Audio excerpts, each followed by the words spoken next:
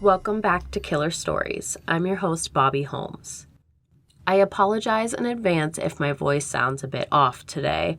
I'm getting over a cold. But I just made myself a hot toddy, so hopefully it helps soothe my throat enough to push through. This week, the story was suggested by my mom, Diana Neiswanger. She wanted me to cover Anthony Allen Shore, aka the Tourniquet Killer. She saw his case featured on the TV series I Lived with a Killer. In this episode, Anthony Allen Shore's daughter tells the story from her perspective. I use this for a large part of my research. Let's get a little more background on our murderer. Anthony was born June 25th, 1962 in Rapid City, South Dakota. He had 2 younger sisters.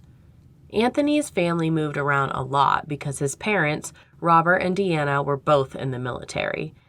They were never in one place too long. When Robert and Deanna were both home from deployment, the house was filled with chaos. The couple fought constantly, and neither of them were faithful in their marriage. Anthony suffered at the hands of his parents. Not only was it a hostile environment with constant fighting, he reports that his father often beat him, and when Anthony was 13 years old, his mother molested him. We have learned from previous episodes that a poor home life can greatly affect the development of a child.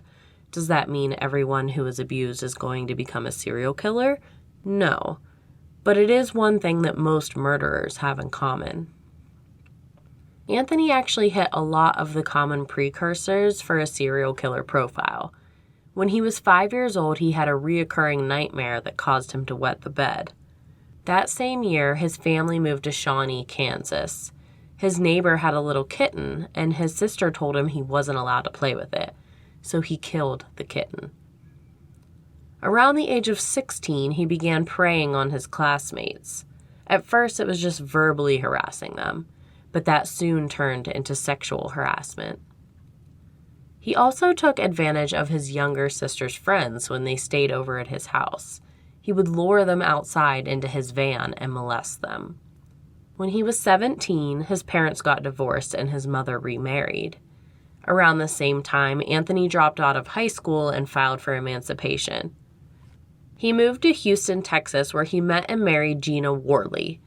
Anthony worked as a telephone repairman. He had the nickname Telephone Tony. He and Gina had 2 girls together, Amber and Tiffany.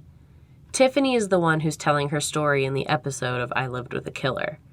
She said early on she had great memories of childhood. Tiffany adored her father. She said she was a self-proclaimed daddy's girl. Anthony would buy them both extravagant gifts to keep them smiling and show the world what a great father and happy home they had. As far as anyone else knew, he was a very sociable and charming guy. He was in a band. They regularly played at the local tavern where the girls would sit and drink virgin drinks while they watched their daddy play guitar on stage. Tiffany and Amber had friends, but they didn't really ever have play dates. They didn't see how other families interacted. Therefore, they were oblivious to the fact that they were living in an abusive household. There was a lot of mental manipulation and emotional abuse at this time. But stay tuned, because things get way worse. Back when the girls were just babies, Anthony was on his way to work in his van when he saw a teenage girl walking. 15-year-old Laurie Tremblay. He drove up next to her and rolled down his window. He asked where she was headed, and she replied she was walking to school. He offered her a ride, and she accepted. Never, never, never take a ride from strangers, especially if they are driving a creepy van. But the first encounter was innocent. He drove Laurie to school. He did this over and over, gaining her trust, until one day he made his move. He reached up her shirt to unhook her bra. Laurie resists the advances from this 24-year-old man and is visibly upset. They have an argument in the van over the situation, and Anthony knows she's not going to keep this altercation to herself. He hits her over the back of the head and reaches into the back seat of the van and grabs a cord. He uses this to strangle her. She fights back as hard as she can, and the thin cord made of cotton starts tearing up Anthony's hands. But Laurie was unable to overpower Anthony and died in the struggle. I don't know if he just wanted to sexually assault her and things went wrong, or if it was his plan all along to kill Laurie. He drives her to an alleyway and dumps her body behind a local restaurant called Nina's. This was just 3 miles from where Laurie lived. She was discovered later that same day. The year was 1986, and forensic science was still in its budding stage. Investigators had nothing to help lead them to who did this to Laurie Tremblay. 1992, Anthony is now 30 years old. Just like with Laurie, he sees a young girl named Maria del Carmen Estrada walking down the street. She was petite, 5'1", and not much more than 100 pounds. Anthony is attracted to teenage girls.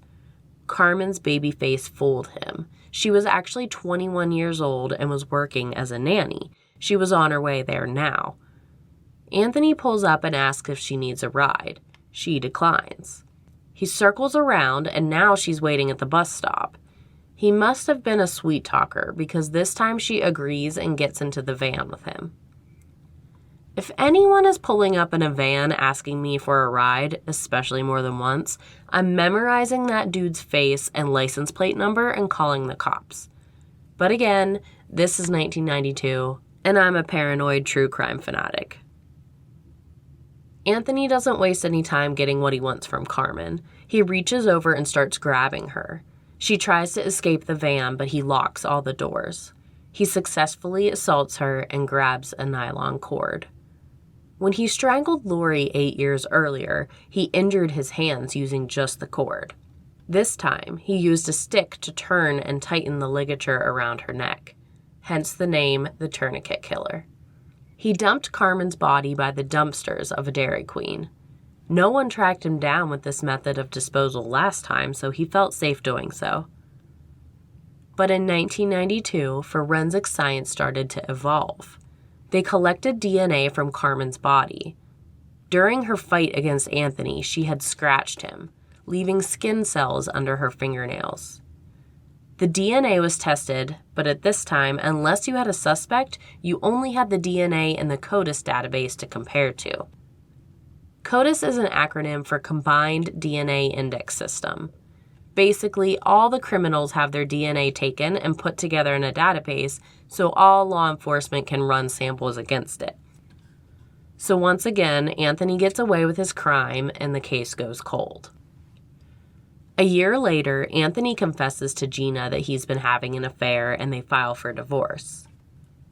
Tiffany describes this as a very sad time. Of course, your parents getting a divorce is hard, but it was more because they fought over who had to take the kids, not who wanted the kids. The girls felt more like a burden to their parents. In the end, Gina let Anthony have sole custody of the girls because she was moving in and starting a new life with her boyfriend. Before the divorce, Gina was the one who disciplined them, and their father was the fun one.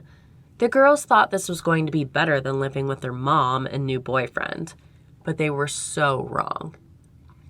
Now that he was a single parent, Anthony went to extremes to save money. He made the girls bathe together to save water. They didn't have a washing machine or dryer. He made them hand wash their own clothes in the tub. They were only allowed to use so many squares of toilet paper when going to the bathroom. Food was limited. Cereal and peanut butter sandwiches were common meals for the girls. The cleanliness of the home was drastically different now that Anthony was the only adult in the house. In the South, if you don't keep a clean kitchen, you get cockroaches. Tiffany said they had quite the infestation. They would see droppings everywhere and even found cockroach eggs in their cereal. Anthony left the girls home alone most of the time to fend for themselves. He would just lock them inside. There was a deadbolt to the door that only he could unlock with a key and went as far as nailing their windows shut. He justified that it was to keep them safe so no one could come in while he was gone, but the girls knew it was also so they couldn't get out. Anthony's way of disciplining the girls was physical, but it was way worse than just a spanking. He would pull down their pants to forcefully spank their bare butts.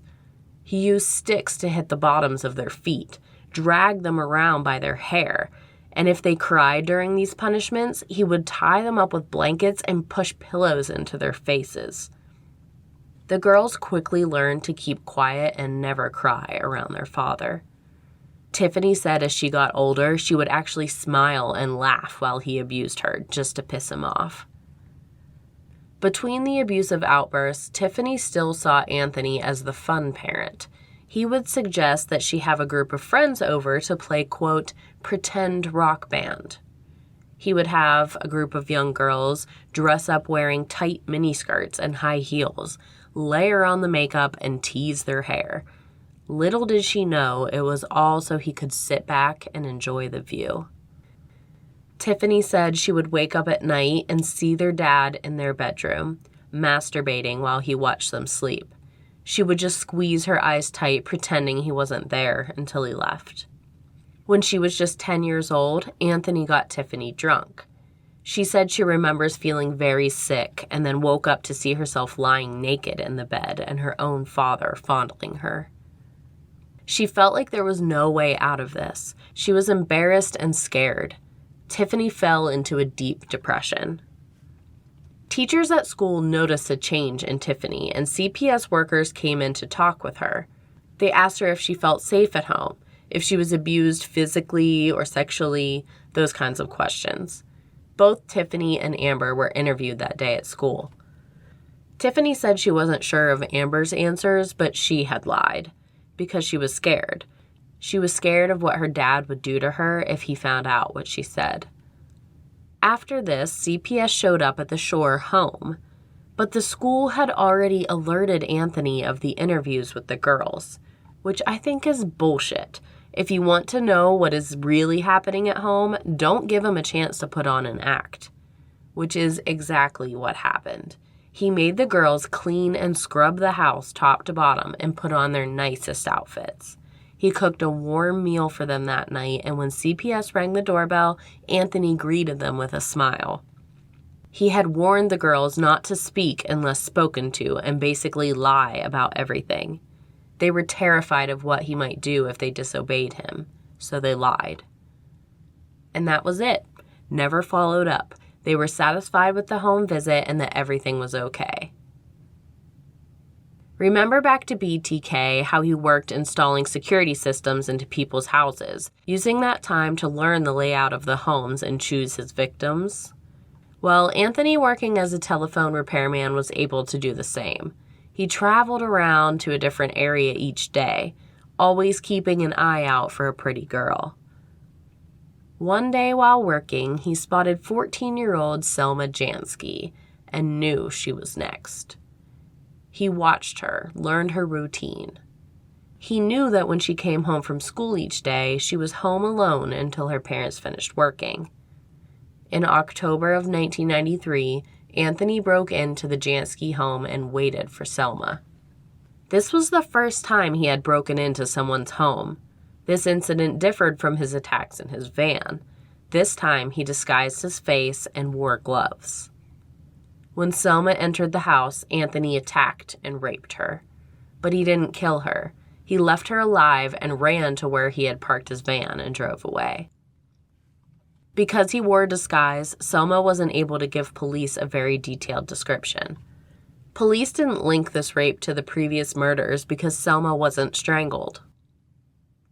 Back to the Shore household. Tiffany felt like there was no escaping this hell on earth. Her depression took over and she just wanted to die. Dying would be better than living with her father and living in fear of the physical and sexual abuse. She had multiple suicide attempts. Once she had tried to overdose on aspirin. However, she was just a young girl and had no idea the amount of aspirin it would take to be lethal. Another time, she locked herself in the bathroom with a knife and cut her wrists. Neither attempt was successful. A normal reaction as a parent would be concern for the child's well-being. Why is she doing this? What can I do to help? But Anthony scolded Tiffany, saying she had a good life there living with him, and if CPS found out about her attempts, the girls would be taken and separated. Realizing that they would either be separated or if Tiffany did succeed in killing herself, that would mean she abandoned Amber, leaving her alone with that monster.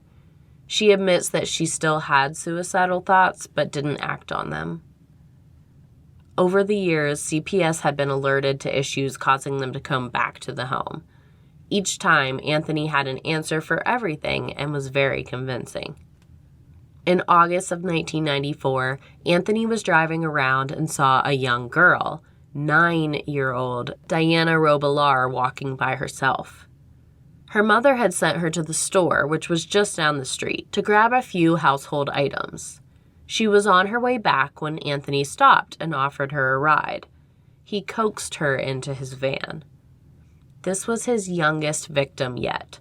He sexually assaulted her and strangled her using a rope and a bamboo stick.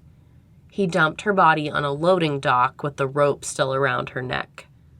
Because the murder weapon was left with the body, they linked her to the Maria del Carmen Estrada case.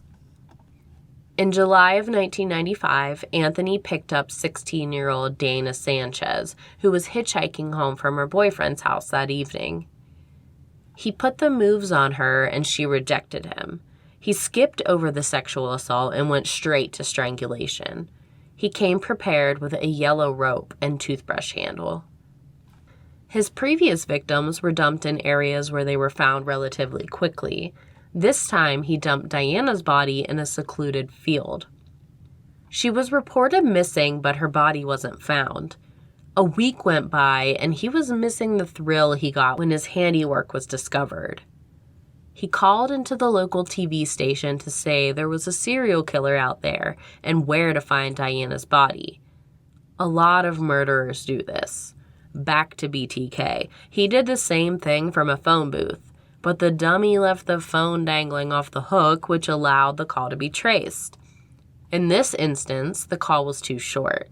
Anthony said what he needed to say and hung up. Police assumed this anonymous caller was the killer himself, but had no way of tracking him. In 1997, Anthony married a woman named Amy Lynch. Technically a woman, but barely legal. She was 19 years old. She had been living with him and the girls for the past 3 years. You do the math. He sent the girls to his mother's for the summer so the two could elope and enjoy their time alone as newlyweds. When Tiffany and Amber arrived in California, their grandma knew something wasn't right. They had layers of baggy clothes in the middle of summer. They were filthy and smelled. Their hair hadn't been brushed in who knows how long, and Anthony sent them with nothing. No clothes, no suitcase, nothing. Tiffany explained in the TV series I Lived with a Killer that they wore baggy clothes to hide the fact that their bodies were developing. She didn't want her dad to see her growing breasts and draw attention. Tiffany was visiting with her Aunt Regina, Anthony's younger sister. Amber was autistic and having some trouble in school. Regina told Tiffany that her dad agreed to allow Amber to attend the next school year there in California, hoping it would be better education and a chance to get her grades up. Tiffany burst into tears. The thought of being alone with her father terrified her. She confessed to her aunt all of the horrible things her and her sister had endured. Their grandma and Aunt Regina helped the girls file a report against their father for child molestation. He was arrested in January of 1998. Anthony went to court for the child molestation charges. He took a plea bargain, which put him on the sex offender list, but otherwise, he paid a fine and was let go on probation. Oh, and one more thing.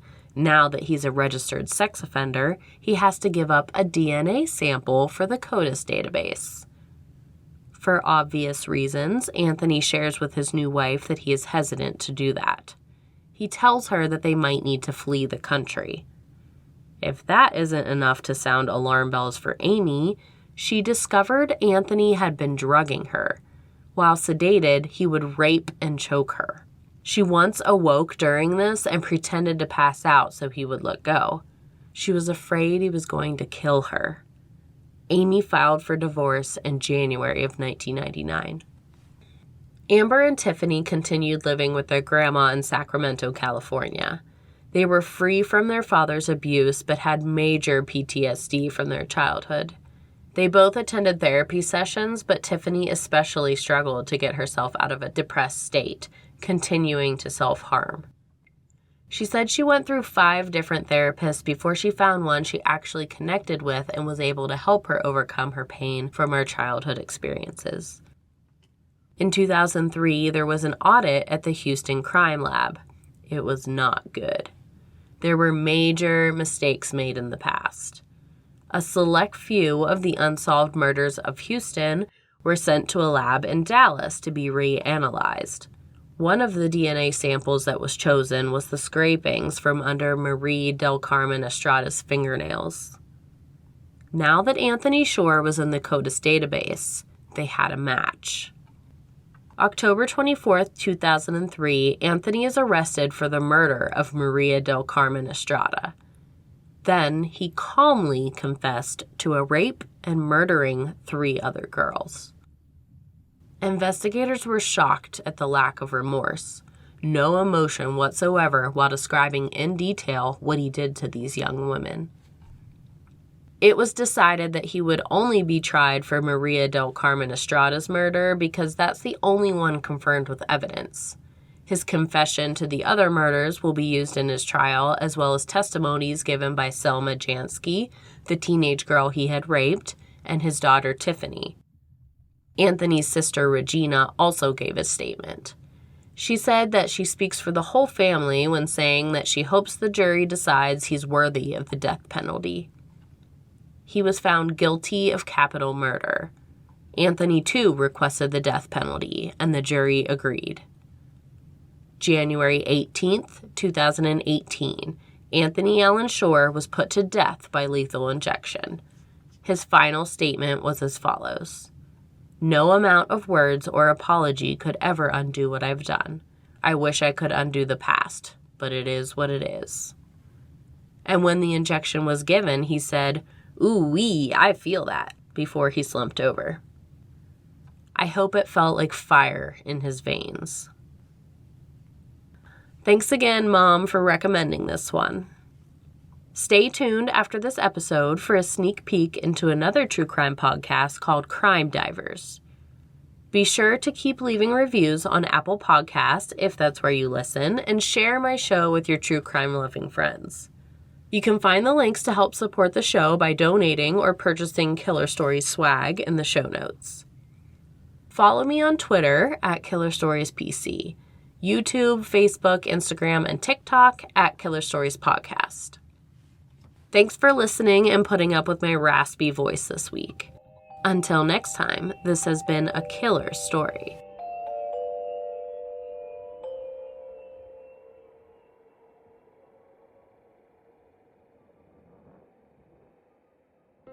Are you fascinated by true crime like us? If so, check out our podcast Crime Divers, hosted by me, Jill. And me, Laura.